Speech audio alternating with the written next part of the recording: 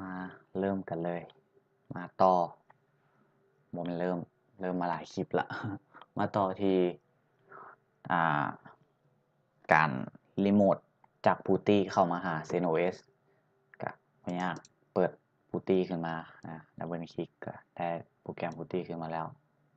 รอยเนาะเนี่ยใส่ host IP 192.168.50.1.50ซะเนาะเลือกเป็น SSH เนาะ Save Session ก็คือ SSH Server 192.168.1.50แล้วก็กดเซฟไปกดเซฟตอนนี้แม่งจะตัวนี้ยังไม่ทันมีเถอะเราจะกดเซฟไปก่อนแม่งถึงจะได้ตัวนี้แล้วก็กด Open โปรแกรม Putty มันก็จะล็อกอินเข้ามาล็อกอินในฐานะมันจะถามเราก็เข้าไปในฐานะ root ใส่พาสเวิร์ดตามเคยพาสเวิร์ดมีความสำคัญสูงเข้ามาแล้วเรียบร้อยแล้วก็แสดงว่าตอนนี้เราอยู่ในอันนี้ใช้คำสั่ง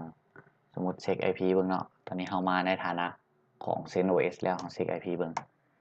ตอนนี้เราจะอยู่ใน IP ของ ZenOS ก็คือตัวนี้ก็2.168.1.50แต่อยากให้เห็นผลว่าเราอยู่ใน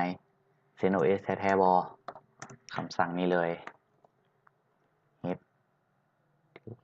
คำสั่ง reboot ลบ head run now เป็นการคำสั่ง restart ZenOS เนาะเข้าไปZenOS เขาก็จะมีผลเริ่ม restart ตัวเองแล้วพูตี้เขาก็จะบ่สามารถติดต่อกับ ZenOS ได้แล้วแสดงว่าโปรแกรมนี้จบไปนี่คือเราใช้พูตี้ในประมาณนี้แล้วเขาก็รอถ้ามัน restart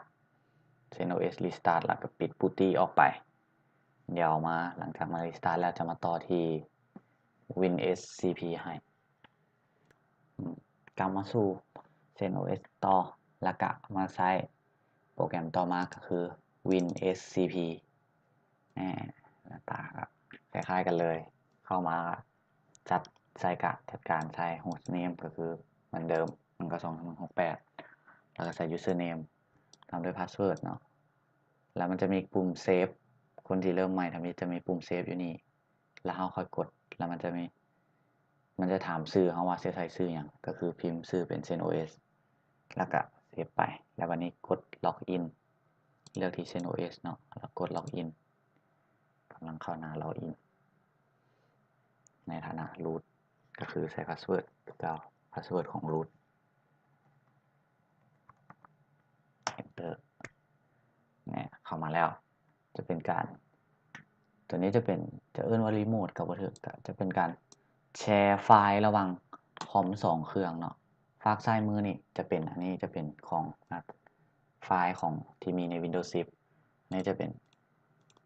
นไฟล์ที่มีอยู่ในZenOS เนี่ย desktop ของ ZenOS จะวางเปล่าอยู่ตอนนี้ไม่มีอย่างเบื้องทางด้านซ้ายมือเดี๋ยวจะลองเอาสมมติจะลองเอาไฟล์จะโอนย้ายไฟล์จาก ZenOS จากสมมุติย้ายรูปเนาะรูป Norman จาก Windows 10 เครื่องโฮสต์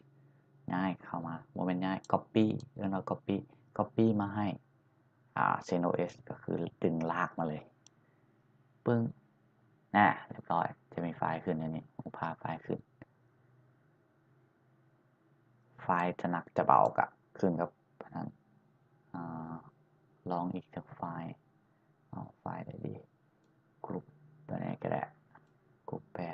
8มันจะขึ้น .pdf ขึ้นมากรุ๊ป8 IT อย่างนี้โอเคโปรแกรมคร่าวๆ2โปรแกรมก็คือประมาณนี้